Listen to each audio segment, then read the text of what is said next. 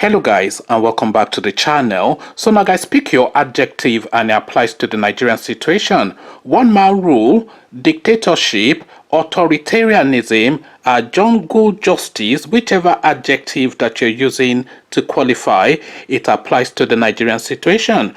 Guys, I bring you this. Police refused Sowore bail application, awaiting orders from above. A headline attributed to Sowore's lawyer, SAN Falana. So there we have ourselves now what passes as criminal justice within the Nigerian society is at the whim and caprice of one single man. Orders from above, as again, police refused Sowore's bail application, awaiting orders from above, a headline attributed to Sowore's lawyer, Falana. So now let's now see how this evolves. Senior advocate of Nigeria, Mr. Falana, who is also lawyer to the detained human rights activist Omoyele Sowore, has said the police authorities have flagrantly refused his client's application for bail. Falana noted on Saturday that his client had given his counsel permission to sue all the police officers involved in the brutality.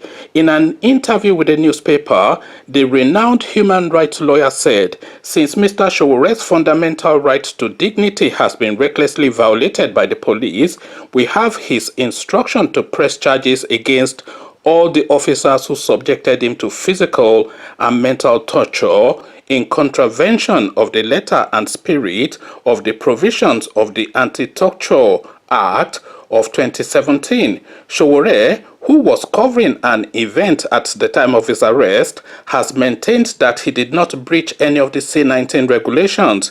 He has been detained indefinitely on the basis of orders from above. The lawyer said his client has been tortured and locked up in detention facility along with armed robbery suspects. Falana added, the police officers who arrested Mr. Omoyele Sowore in Abuja on January the 31st, 2020, subjected him to severe beating and left him with bruises all over his body.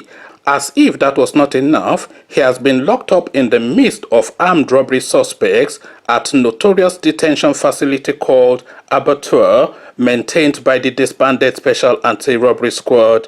In Abuja, the physical torture of Mr. Sowore was prolonged by the refusal of the police to provide him with medical attention.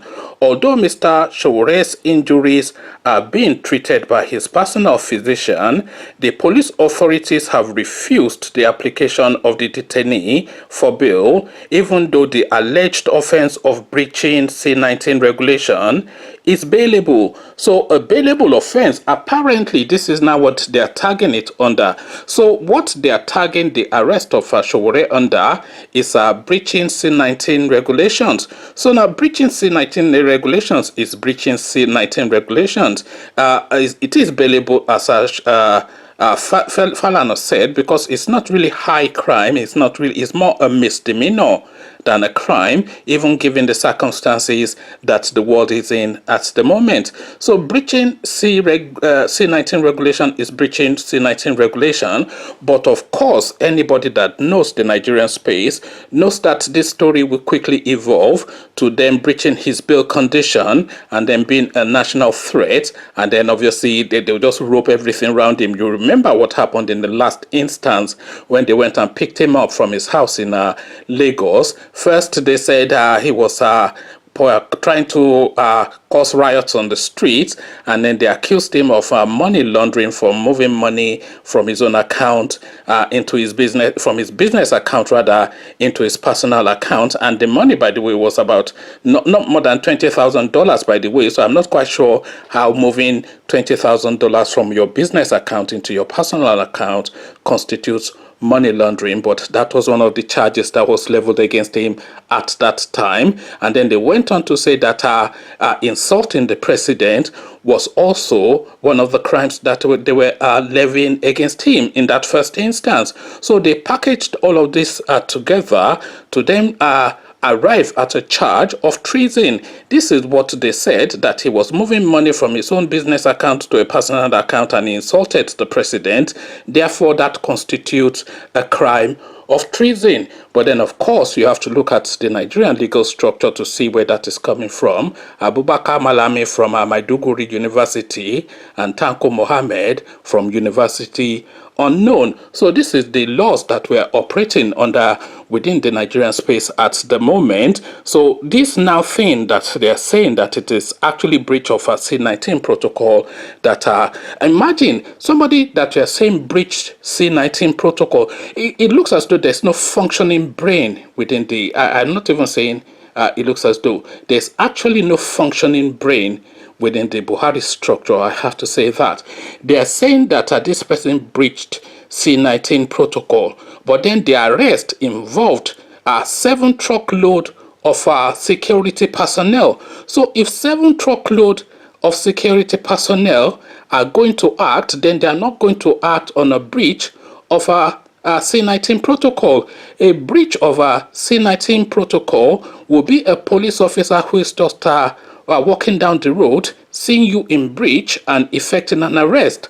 Effecting an arrest on a breach of a C19 protocol should not require more than 1 police officer, because it is not high crime, it is not a crime of violence, and there are no threat to anything of a physical nature. So you don't need that heavy hand. So that heavy hand already seats the situation outside of C19, and the preparedness and then the deployment to that space sits the situation also outside of C19. So saying that it is C19 protocol now that Sowore has breached, that is not now a bailable offense, and you are now waiting from orders from above. But it is really that orders from above now that really irritates me, because it looks as though now the Nigerian statute books has completely been jettisoned and thrown in the bin, and the laws now that we are operating under now